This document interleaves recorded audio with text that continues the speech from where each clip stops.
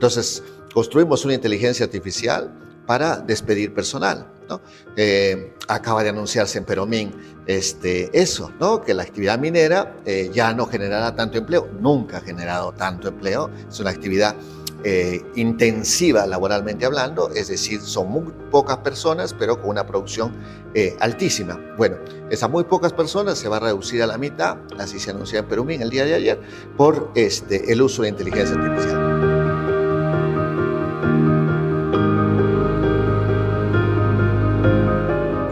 Amigas y amigos, nos encontramos nuevamente en este espacio, La Ciudad y los Libros, gracias a Bank Noticias.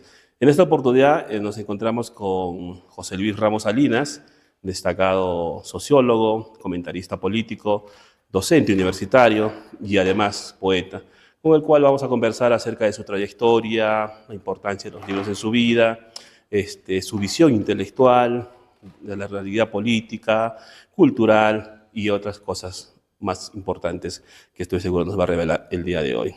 José Luis, muy buenas, ¿cómo estás? ¿Cómo te encuentras? Encantado de estar aquí, Carlos, muchísimas gracias por la invitación y espero que la conversación que tengamos pues, pueda ser de alguna manera útil para quienes vayan a observarla y escucharla, y si es inspiradora para alguien, pues ya será un objetivo cumplido. Hablando de inspiración y de sublimes momentos que uno tiene en la vida, tú tuviste un pasado poético muy fuerte, estuviste en la movida literaria arequipeña, tu voz era muy solicitada en recitales. Es más, concluiste esta etapa con un poemario que ha tenido muy buena recepción de parte de la crítica. ¿Qué pasó con el poeta José Luis Ramos Salinas? Bueno, se suele decir que el mejor poeta del mundo está en un sótano completamente solo y sin escribir nada, ¿no? O sea, es decir, de que el ejercicio poético no necesariamente significa producir poemas, además de que sin duda alguna pues hay muy grandes poetas en el mundo y que su trabajo no solo nos hacen pensar sobre ciertas cosas, sino que implican un manejo muy sofisticado del idioma, la propuesta de nuevos estilos, nuevas temáticas y nuevas maneras de afrontarlas, etcétera, ¿no? Y quienes escribimos o escribíamos poesía, no estábamos tanto en ese objetivo, sino más bien en la posibilidad de expresar lo que llevábamos dentro. Y yo formé parte de un grupo que se llamó Séptimo Círculo, ¿no? El nombre no es casual, porque el séptimo círculo es el círculo del infierno de Dante, a donde van los violentos, ¿no? Elegimos ese nombre porque nos tocó vivir la década de la violencia, la década de los 80, y las cosas por las que pasamos, las cosas como se nos llamaba, ¿no? Ahora hablamos de la generación Z, que está saliendo a protestar, etcétera. A nosotros nos tildaron de la generación X, ¿no? Y esa X no era porque está antes de la Y y de la Z, sino era esa X cuando se coloca que algo está mal en un examen, por ejemplo. Por eso también nos llamaban la generación perdida. Entonces, ser parte de una generación que hubiera dado igual que exista o no, eso es lo que significaba la generación perdida. En un país donde constantemente sabíamos de masacres, atentados, con una hiperinflación, ¿no? Y sin posibilidades de que eso en el futuro cercano pudiera cambiar, pues generaba un ímpetu, un estado de ánimo y unas ganas de decir algo al respecto, ¿no? Es así que en ese momento van a surgir pues muchas personas que van a empezar a publicar sus poemas, a veces de manera artesanal o enviando a los concursos que en ese momento existían, ¿no? Entonces yo tuve la suerte de tener el apoyo del doctor Víctor Raúl Saca, que también tiene su biblioteca aquí donde estamos. Él era decano de mi facultad y él me publicó una plaqueta, ¿no? O sea, una hoja doblada en tres, ¿no? Y el nombre de esta plaqueta era Asesinando al semáforo, ¿no? Entonces, el nombre de la plaqueta ya pues revela la situación en la que vivíamos y la manera en que estaba yo planteando enfrentarla. Luego se va a publicar un conjunto de versos por la Municipalidad de Puerto Carpata, que convoca un concurso, pero los poemas se van acumulando y juntando, y finalmente va a ser la Universidad Nacional de San Agustín quien va a publicar prácticamente todo lo que escribí en dos poemarios, uno que se llama Álbum de Familia y el otro que se llama Piromaníacos del Mundo Unidos. Pero que haya dejado de publicar no significa que haya dejado de escribir, aunque sin duda lo hago con mucho menos frecuencia que antes, pero los tiempos vuelven a ser del séptimo círculo, ¿no?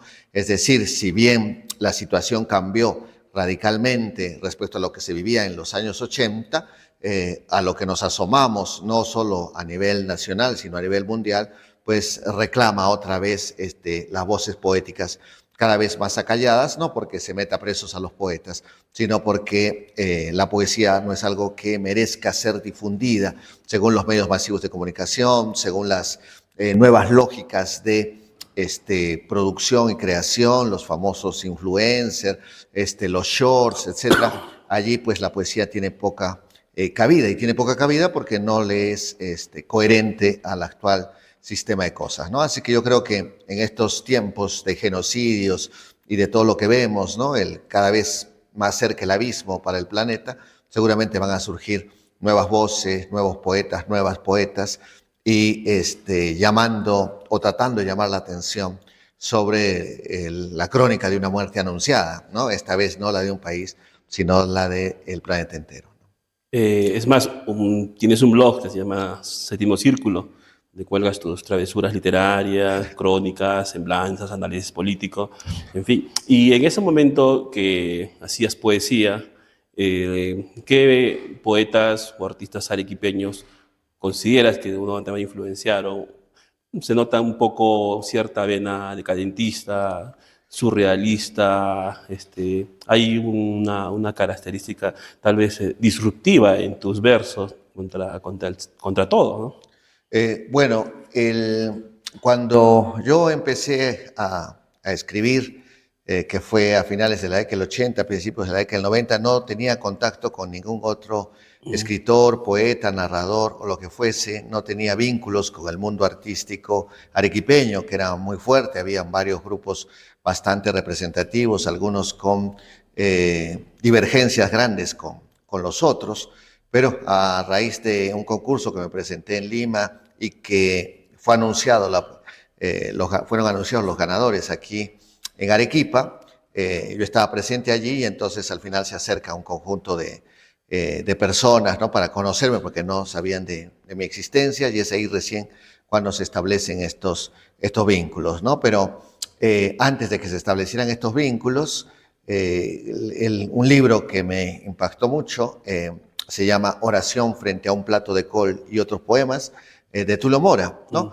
Y que lo conocí muy casualmente, me refiero al libro, porque caminando por la calle Goyeneche frente al hospital, en un país donde la cultura está por los suelos, pues vendían libros allí en la vereda, ¿no?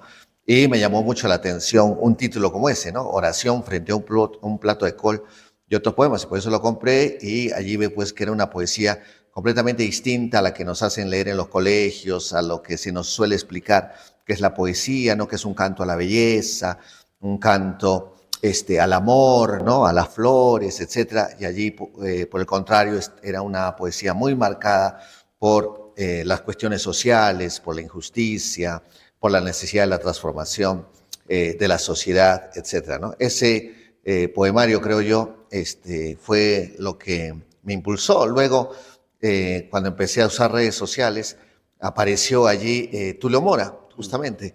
No pude resistir la tentación y le escribí para agradecerle, ¿no? El cambio que provocó en mi vida, porque en ese entonces yo estudiaba ingeniería, voy a dejar la ingeniería, me paso a la sociología, ¿no? Y bromeando le dije pues que había arruinado mi vida, ¿no? Y él me respondió, bueno, menos mal que mi poesía ha servido para algo, ¿no?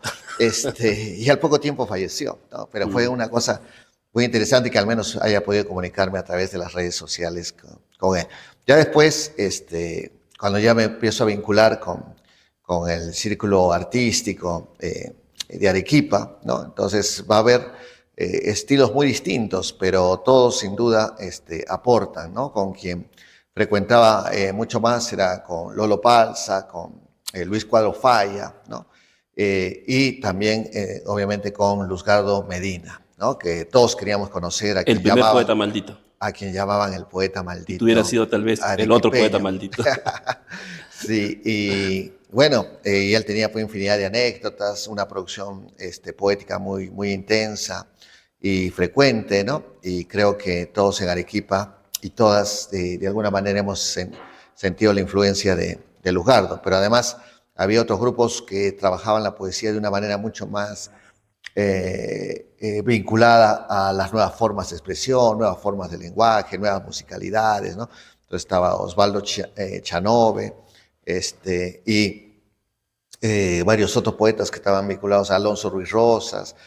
Justo el Comercio convocó a un concurso nacional de poesía, y entonces allí resulta ganador Odi González con una poesía con un tono andino, ¿no?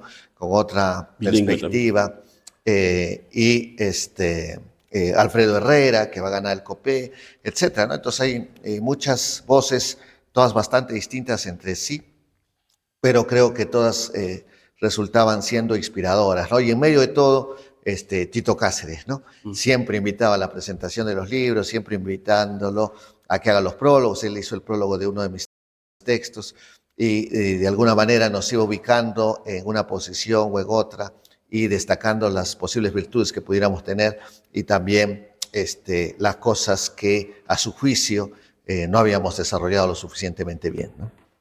Yendo al otro plano, yo recuerdo haberte conocido en el año 2011 más o menos, y eras una de las pocas voces que hablaba en medios de comunicación, espacios académicos, en los eventos culturales donde te invitaran, que hablaba de la red, de la importancia que iba a tener el Internet, las redes digitales, las redes sociales que en ese tiempo todavía eran incipientes, pero tú hablabas mucho de eso en esos años y, contra, digamos, tomando un paralelo de ese tiempo, de ahora, y vemos en qué se ha convertido todo esto. En ese tiempo no había TikTok, no había WhatsApp, y hoy en día pareciera que las redes sociales están, digamos, asesinando los espacios de ocio, los espacios de confort, de reflexión crítica, por un tipo de información más vana, lo que más o menos decía Castel, ¿no? Que tú lo citas mucho.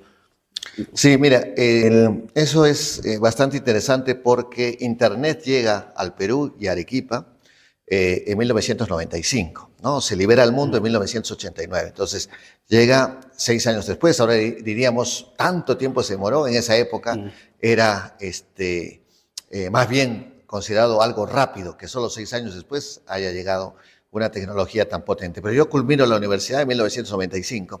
Entonces, eso quiere decir que todos mis trabajos, toda mi vida universitaria fue sin Internet. Y apenas termino la universidad, aparece esta tecnología con todas sus potencialidades, ¿no? Y entonces uno se pone a preguntar cómo hubiera sido mi carrera universitaria si Internet hubiera existido antes, porque la diferencia es enorme, ¿no? Entonces empiezo a intentar utilizarla, aprender cosas y todo era absolutamente deslumbrante, ¿no?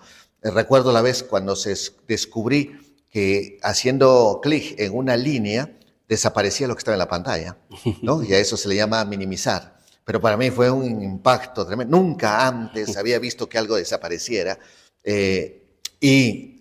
No lo hice yo, ¿no? Sino la persona que estaba a mi lado dio el clic, desapareció y yo me sentí tremendamente angustiado porque eso que estaba allí era muy importante, ¿no? Y entonces manifesté mi angustia y entonces le dio clic al cuadradito al costado y volvió a aparecer. Algo que desaparece y vuelve a aparecer era por primera vez que yo experimentaba en mi vida. Entonces, eso es lo que ahora se rescata tanto de los migrantes digitales, porque en esa época se va a hablar de los nativos digitales, se va a decir, no, los niños ya nacen manejando estas tecnologías, ya vienen preparados para ello, etcétera. Pero a estas alturas prácticamente no hay ningún intelectual que crea que ser migrante intelectual no sea una ventaja respecto a los nativos digitales, porque los migrantes hemos vivido los dos mundos, nos hemos dado cuenta de las enormes distancias, diferencias, ¿no? Entonces, me fascina esa tecnología, empiezo a trabajar en ella, voy a estudiar una maestría en ciencias de la comunicación y hay un curso que está vinculado a estas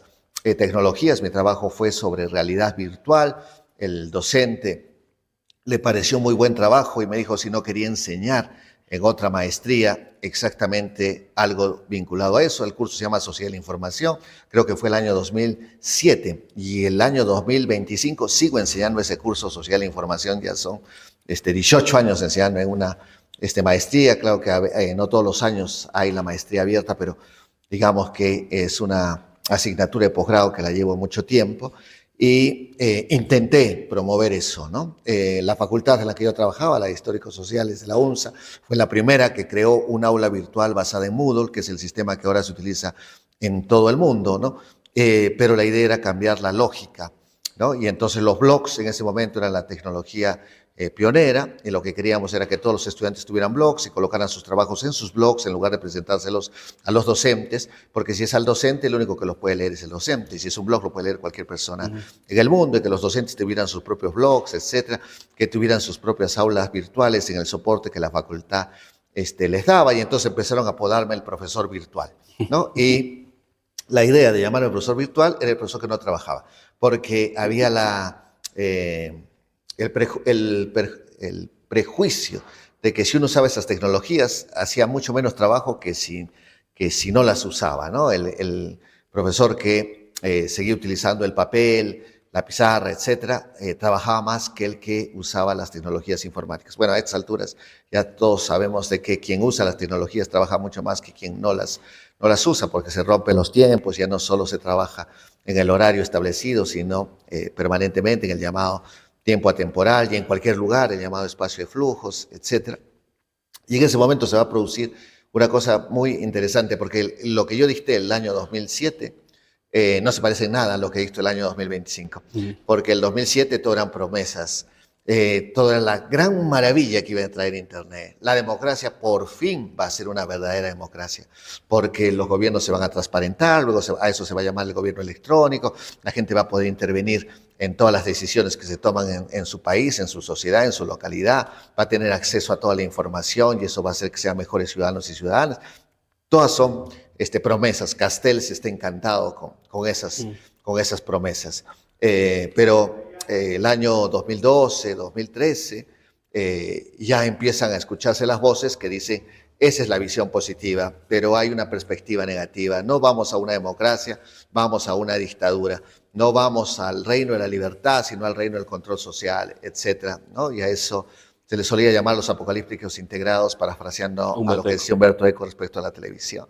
Pero ahora, 2025, es evidente que los que creyeron que esto iba a traer una democracia pecaron de ingenuos, ¿no?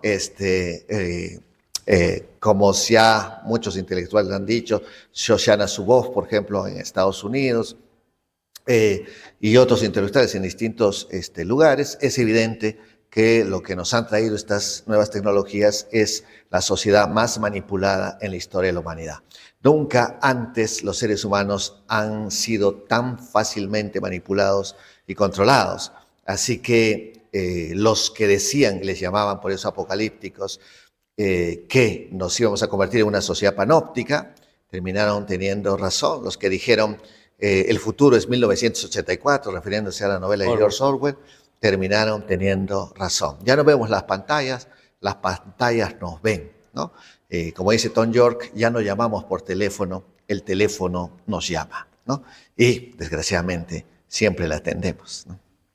Y ante este desafío de las redes sociales y lo nuevo, bueno, que ya se está consolidando en muchos espacios laborales, también medios de comunicación y en las investigaciones, la inteligencia artificial, tú como sociólogo, docente, que formas parte de una importante universidad, que dicho sea de paso, en el nuevo ranking tiene un lugar importante, ¿cómo conciliar, digamos, esta nueva tecnología que puede, digamos, tener peligros en el estudiante? Claro, miren, en primer lugar, en sociología una de las primeras cosas que aprendemos es que nada existe en singular. Entonces no existe la inteligencia artificial, sino existen las inteligencias artificiales. Las que tenemos ahora a mano, llamada inteligencia artificial generativa, se basa en un modelo de inteligencia artificial, pero existen muchos otros modelos posibles, ¿no? Stephen Hawking ya hace alrededor de 10 años advirtió que este modelo de inteligencia artificial era nefasto. ¿no? Y él era uno de los científicos más prestigiosos del mundo, ¿no? Y junto con él firmaban este manifiesto en contra de esta inteligencia artificial, no en contra de la inteligencia artificial, varios de los científicos que hicieron posible que existiera Internet. Entonces, ¿cómo quienes fomentaron semejantes desarrollos tecnológicos de pronto se colocan en contra del desarrollo tecnológico más impactante de los últimos años, la inteligencia artificial? Es por el modelo, ¿no?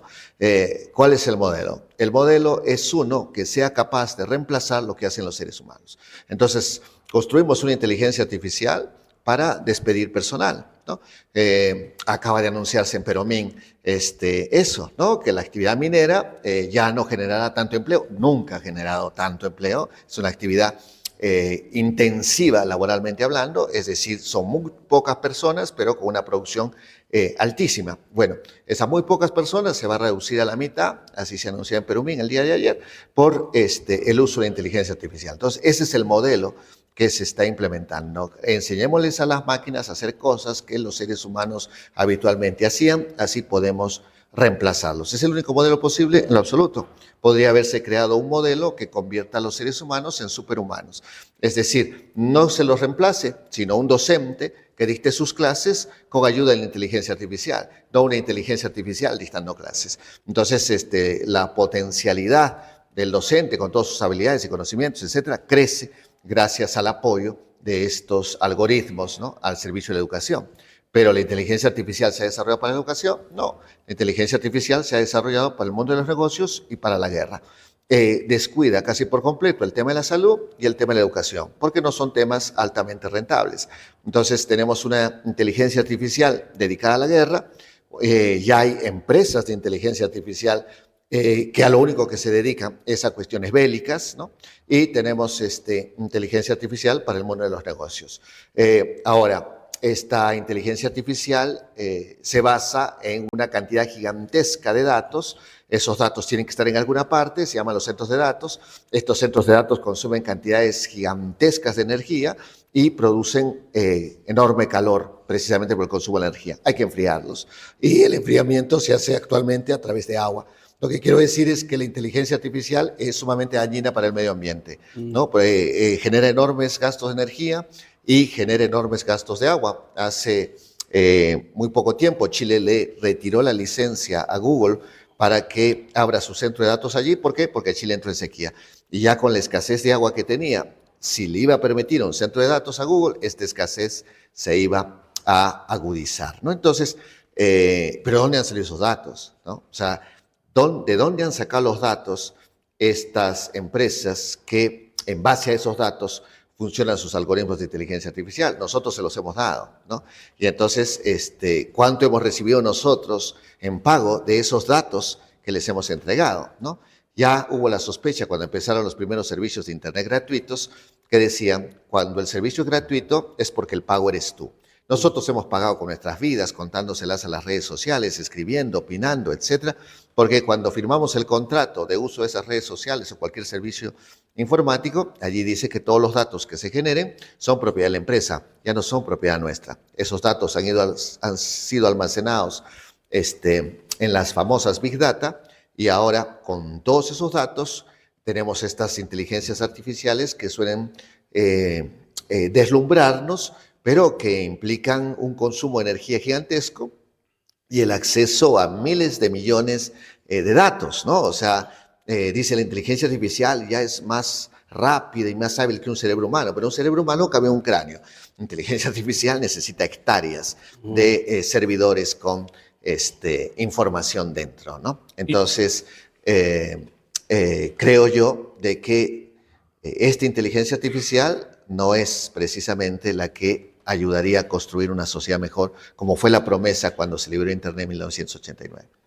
Lo decía esto porque un tiempo a esta parte, al menos en unos 4 o 5 meses atrás, alguien empezó a utilizar para las publicidades de las diversas actividades que realizan, sean culturales, empresariales, en fin, o académicas, un tipo de afiche basado en inteligencia artificial, que tiene su propia textura, su propio juego de colores, en fin.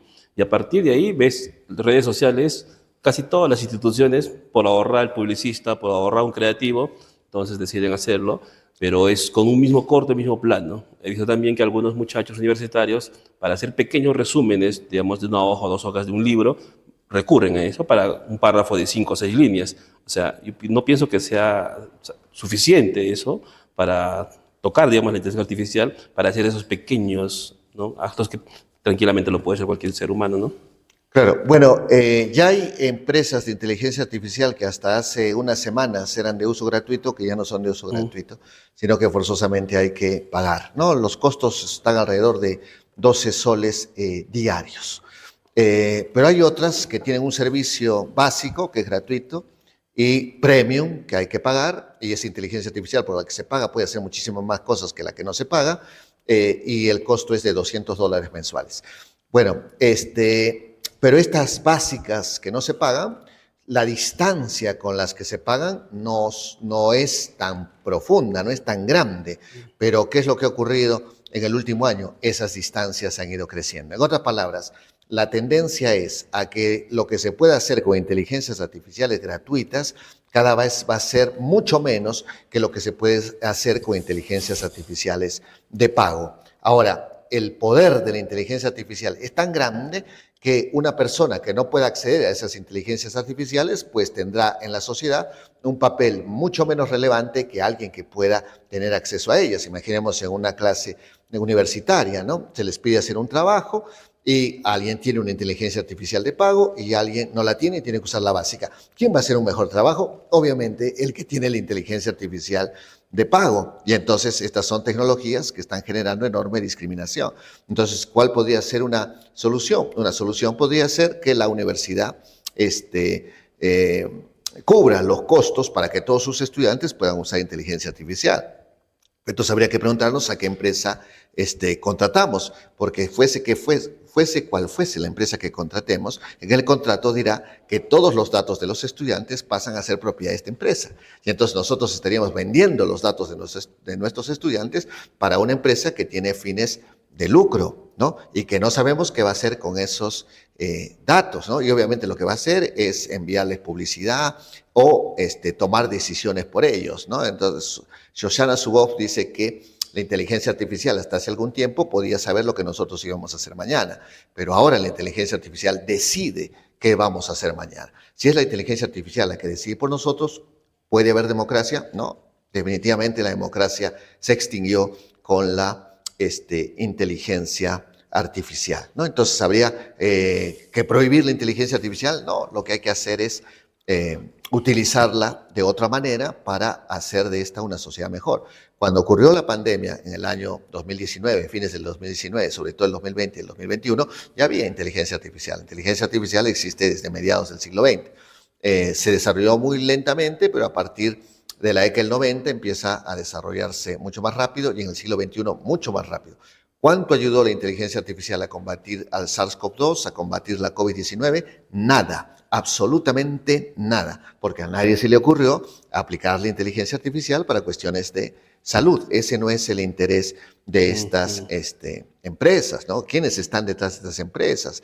Elon Musk, ¿no? Sam Altman, que de Sam no tiene absolutamente nada, ¿no? Y el nombre de su empresa, OpenAI, no tiene nada de open, ¿no? Pero lo open es lo que habría que buscar, ¿no? Entonces, estas inteligencias artificiales, ¿con qué datos trabajan? ¿Trabajan con datos latinoamericanos? No, trabajan con datos de Occidente. Latinoamérica es residual.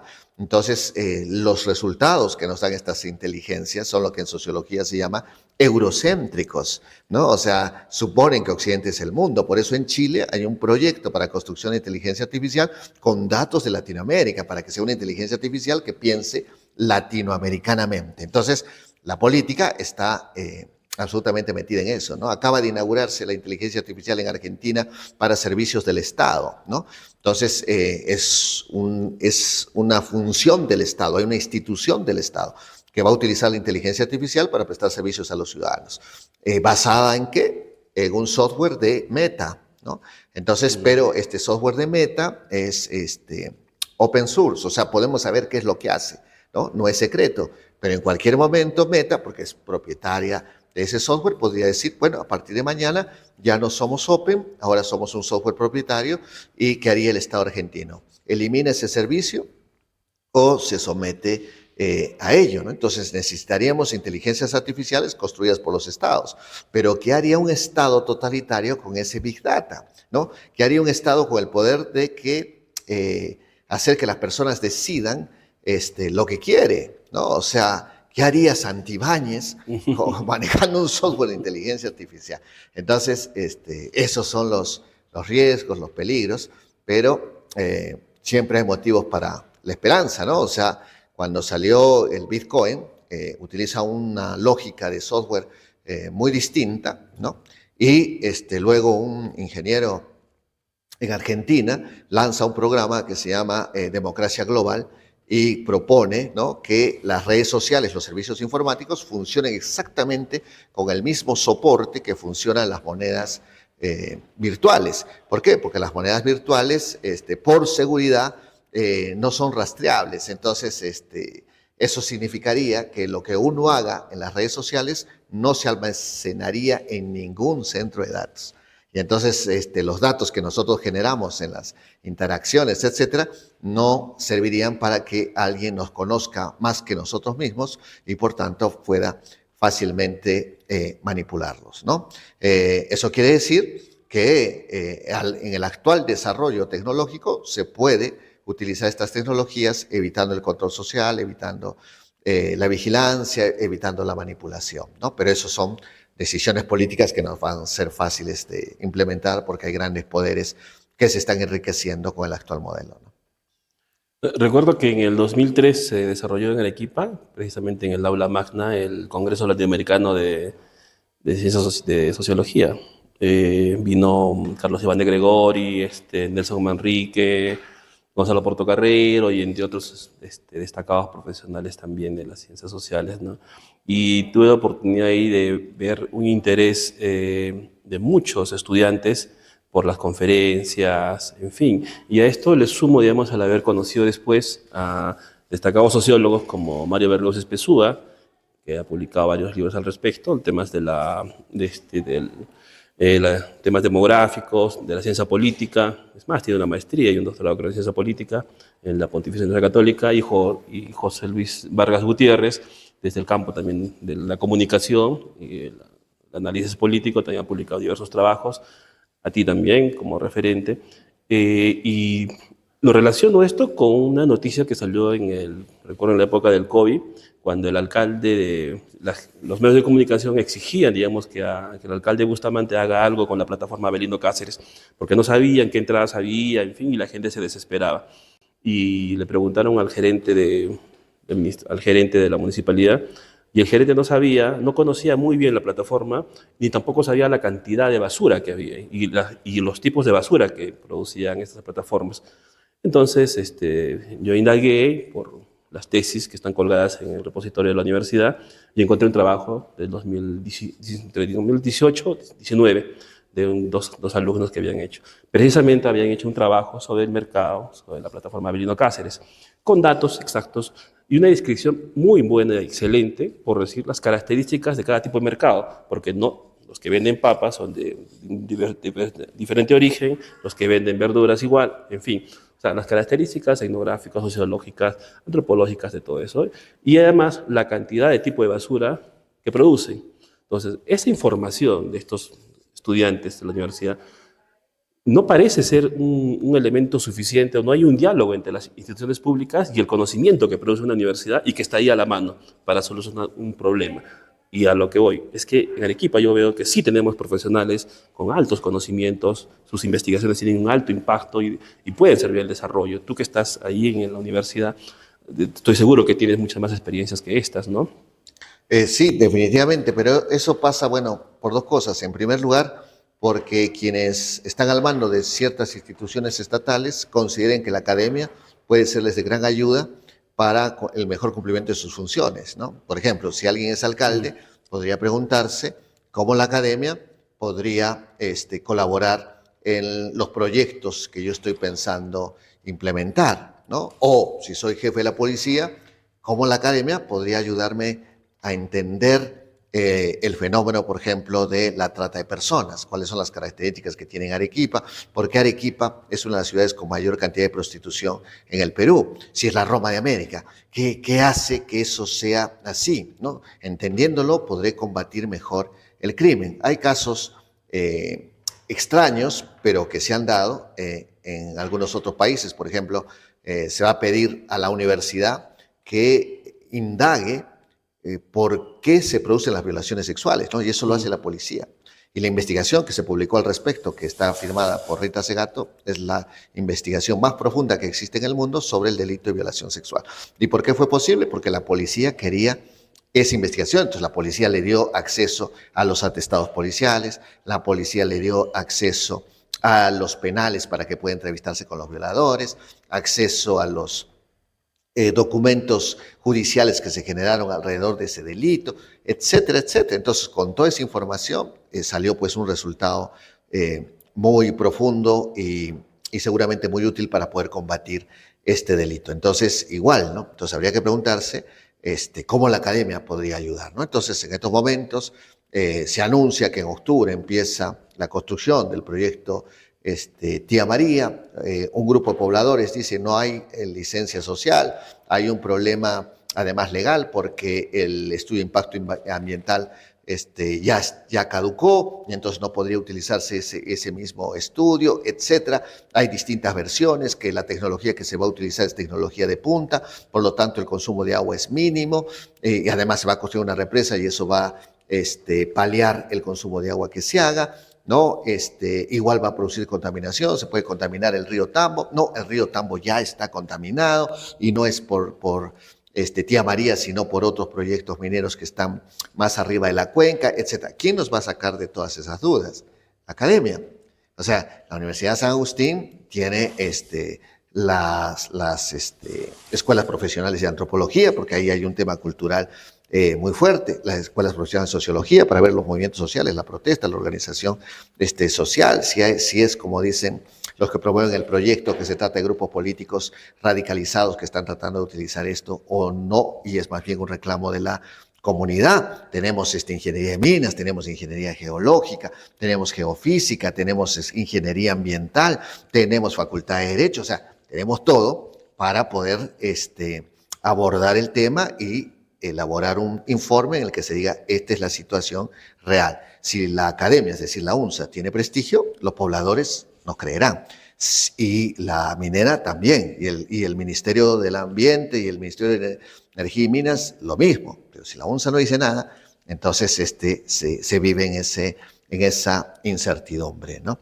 Y así como eso, se puede trabajar cualquier de los temas que las autoridades consideren la academia podría ser de utilidad, ¿no? Entonces, podrían ser estas otras instituciones que llamen a la universidad, pero también la universidad podría ir sin que la llamen, ¿no? Porque si leemos los estatutos de la Universidad Nacional de San Agustín, sus principales fines no son formar profesionales, ¿no? Ese es uno, pero el principal fin es la construcción de una sociedad mejor. Entonces, y eso a través de la investigación científica, eso a través de abordar los problemas que afrontan los ciudadanos y ciudadanas y proponer alternativas de solución a los mismos, ¿no? Entonces, bueno, puede haber gente interesada que no quiere que la universidad participe, pero igual la universidad debería estar allí involucrándose en todos los problemas que pueda tener Arequipa y el sur del país en general.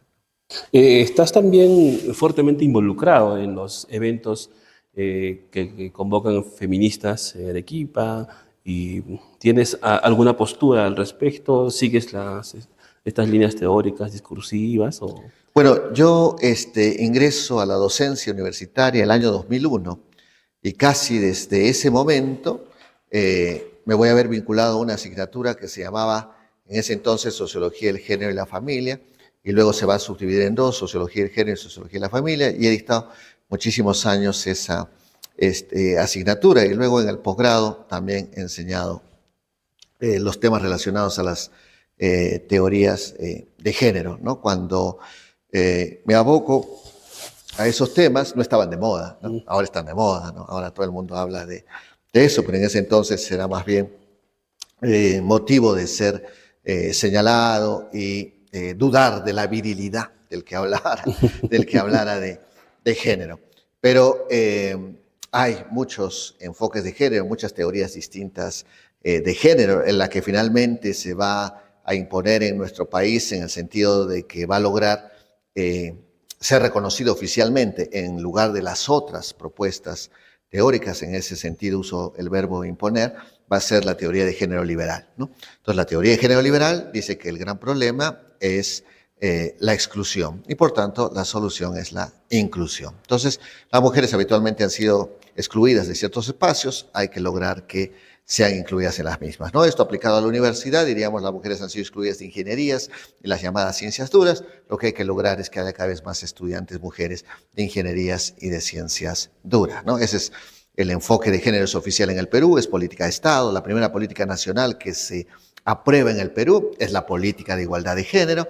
El Fondo Monetario Internacional no nos presta dinero si no le aseguramos que vamos a usar ese dinero con enfoque de género.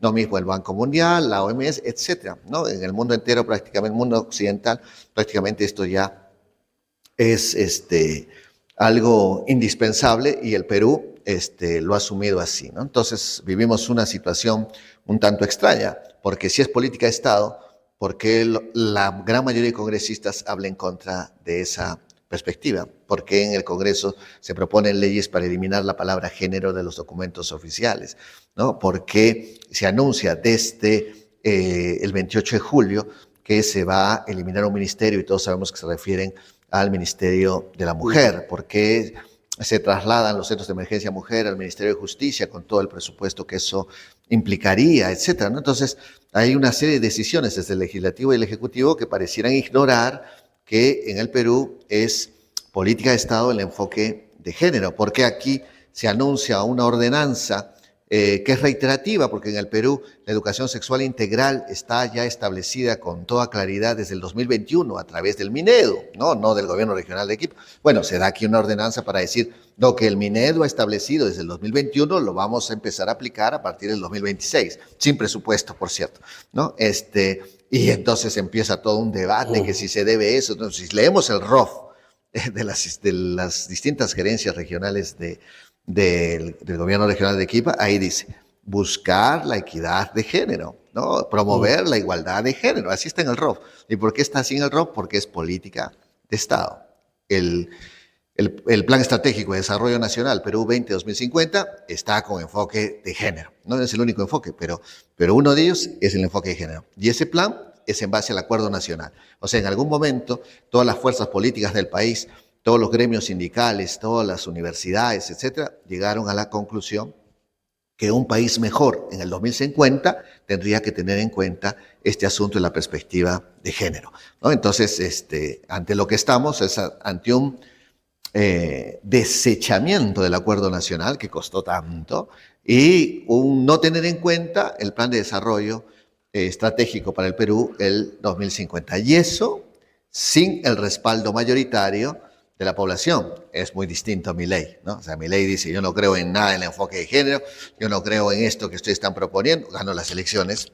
Bueno, tiene el respaldo de la ciudadanía. Aquí nadie que haya dicho yo estoy en contra ha ganado, ¿no? Entonces, no ganaron y toman una posición absolutamente ilegítima. Y ese es el enfoque de género más suave que existe, ¿no? A mí me gusta mucho más el de Nancy Fraser y otras teóricas que dicen que en el mundo no hay 50% varones y 50% mujeres.